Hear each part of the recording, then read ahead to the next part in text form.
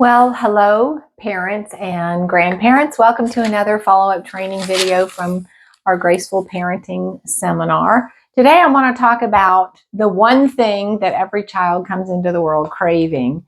And if you remember from the workshop, that was parental approval, that every child is looking for their parent's stamp of approval. And we talked about approval being that process of conveying, communicating value, proving value, approval. And so number one was we want to know who we are, but then we want to know that who we are has value. And that's true even in adults. We are all looking for approval. And sadly, there are many adults who go through life trying to earn God's approval because they have learned from the way they were raised that God accepts or rejects them based on their performance, their behavior. And of course, we know that that isn't true, that Jesus is the reason, the finished work of Christ is the reason that the Father approves of us. And he sees us in our true identity, which is just like Christ. And so he approves of us. That's who we really are. That's what Jesus restored through his finished work. So I'm really passionate about this topic because of that reason. Because when we raise our children in a behavior-focused environment, they grow up seeing God that way.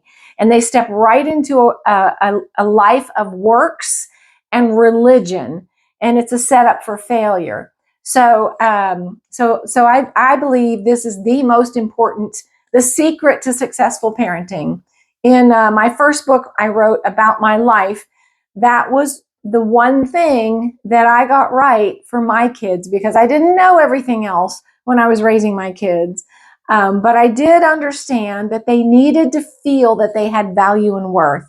And so although there were so many things about the way I parented that were, looking back, detrimental, and, I was not a perfect parent, I had a lot of dysfunction.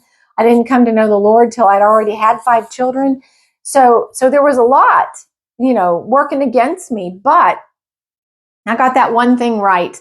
And it made the night and day difference for my kids. And I believe it is the main reason they turned out to be stable, productive, established, well-rounded adults that they are. And so I'm very passionate about parental approval.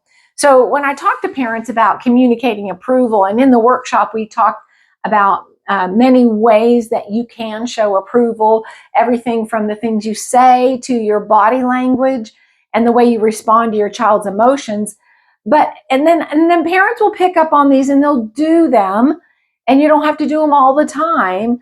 It's more of an attitude in you that makes the difference, because once you begin to see your children in their true identity, then you can always show approval of that, even in spite of their behavior, when their behavior isn't acceptable.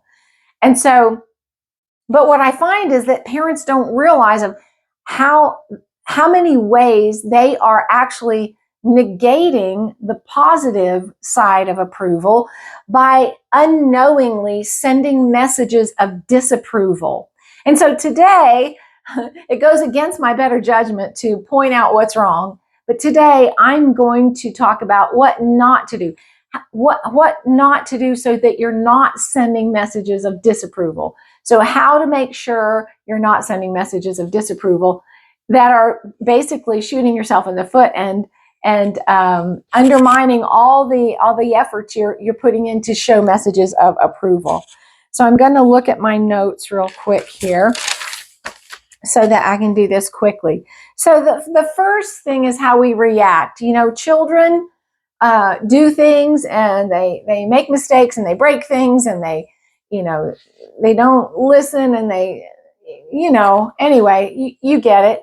So there's all these things that happen in a day that provoke us to send messages of disapproval. I told you not to do that. What?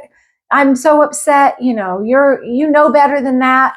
And so the bottom line is not to react. So number one thing not to do, don't react emotionally, which is hard for us moms, to the things that happen every day. You know, I've been working with a family recently, and I've just been astonished at how easygoing they are.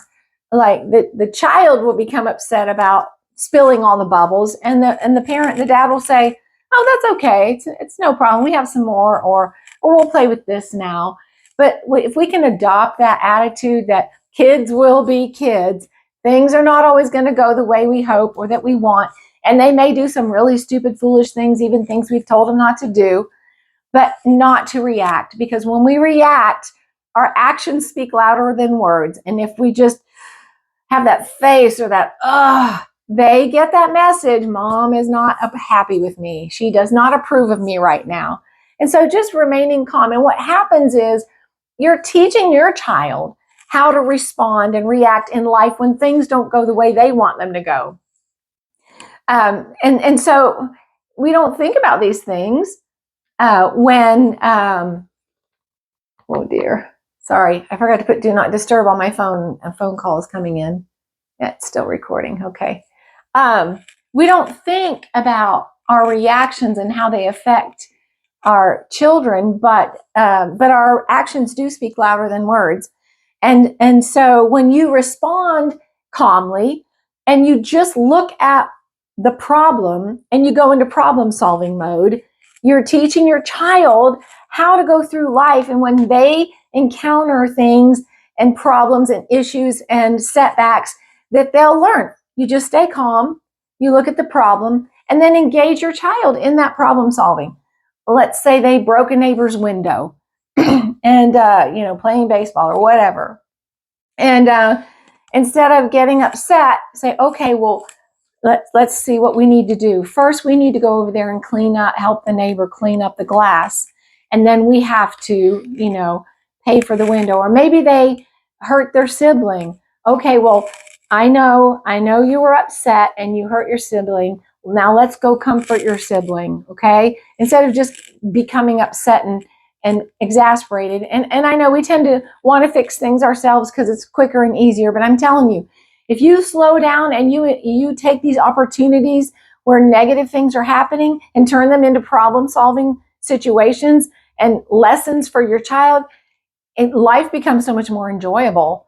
And your child will begin to just mature in a way that is just incredible, because most parents don't do this. Most parents either punish their child and send them off and then they go fix the problem, or they just get upset and yell at the child or whatever, but the child gets those messages of disapproval. So you can turn that into a lesson. Anytime something goes wrong, it's the best opportunity to train your child. Sorry, people are sending me messages. I apologize. I usually put my phone on do not disturb and I forgot to. So the second thing not to do not make your children responsible for your emotions, okay? The most, and you probably think, well, I don't do that. Well, we do it, but we don't know it. And the way we do that is becoming upset when they do things. When you do that, it's just so frustrating to me. Well, that's telling the child, I become frustrated because of you. And that's actually the foundation for a codependent relationship. The most profoundly disturbing example of this that I ever encountered was when my son was in grade school. And he's 22 now. He was in grade school, and I was in the room, in the classroom, like meeting with the teacher or visiting, and I heard the teacher say, "Oh, that makes me sad when you do that." Now, I give them credit. They were trying to find healthy ways to train the kids to follow the rules and to do what they were told. And they didn't want to, obviously they didn't want to use physical punishment or even, any kind of punishment. But I heard the parent say this or the teacher, and I froze. I was like, that makes I was just like, all the bells and whistles were going off. So she's telling the student that their behavior is responsible for her emotional state. And I couldn't be quiet. And I scheduled a time to talk to him. I said, look, don't ever say that to my son. I said, that is codependency, when you make someone else responsible for your emotional state. And it's manipulation too. And she said, oh, we never meant it that way. I said, I know you didn't, but that's what you're training these little kids in, is that they are responsible for the adult's emotional state. That's a huge responsibility, and nobody, even an adult, should not have the responsibility for your emotional state. So don't ever respond to your child as if they are the ones creating your emotions. If you're upset, say, I'm really upset, but I'm going to help you solve it. We're going to fix this together. This is upsetting to me, or I'm disturbed by this, but don't make the child's, don't make it about your emotional response. We're going to react. We're going to be frustrated. We're going to be upset, but we're adults here. We can choose how we respond to those emotions instead of conveying to the child in some way, whether by our verbal response, our body language, or saying, you're responsible. You made me sad, or this upsets me. You upset me. I might be upset by this situation. This is really hard. Give me a minute, and then we'll talk about how we're going to fix it. Something like that's appropriate. You know what? I've had a really trying day, and I need just a minute, and then I'm going to come back and we'll take care of this. But give yourself time. You just don't want to emote on your children so they feel, that negative disapproval. Okay. And then lastly, I think we all know these things, but I just want to kind of talk about some things just real quickly. So, just saying to a child, well, I told you so, or you should have listened to me, or why didn't you listen to me? That's saying, I don't approve of what you did, and I was right and you're wrong. So it creates that divide, that negative feedback. You're not measuring up. I don't approve of you right now. So try to separate the situation, the behavior from the child, and just deal with what needs to be dealt with. Comparison, we all know not to compare our children to other children. But the world does it so much that we can get sucked in and not even know it. I think a big way that kids learn to compare themselves to others and base their approval and worth on, how they compare to others is school, because the grading system is a system of evaluation, of comparison. Like, oh, so-and-so got an A, but I got a C, so they're better than me. I remember my kids would bring their report cards home, and I would glance at them, but they meant nothing to me. The grades they got at school did not, I just wasn't fazed by those. And I think that's because of my own experience in school, which is irrelevant to this video. But I didn't put a lot of weight on grades, and I know a lot of parents do. But if you think about, even in high school and college, that they often grade on a curve, well, that's complete comparison. And your value and worth is dependent upon how you perform. And so just as best you can, balance that with, these are, so tell me about your report card. I mean, that's a really good way to, instead of you saying, oh, you got a B in this class, you got an A, like or you could do better in that. That's all just tying their value and worth to their performance. And so just look at the report card and just ask them to tell you about it. And then, you'll hear all the ways that they think negatively about themselves, because like I said, the school system does not make people feel good about themselves. It makes them feel like their value and worth is based on being the best. And we talked about that in the workshop. There's only one best, and everyone else is less than. And so anytime you're measured on a scale, that sends messages of disapproval, unless you're the best. But then, then you got to fight to stay there, and then everyone else is your opponent, instead of all being on the same team and valuing each other because of who we are. So I hope this is helpful, and I enjoy making these. I hope they're helping you guys.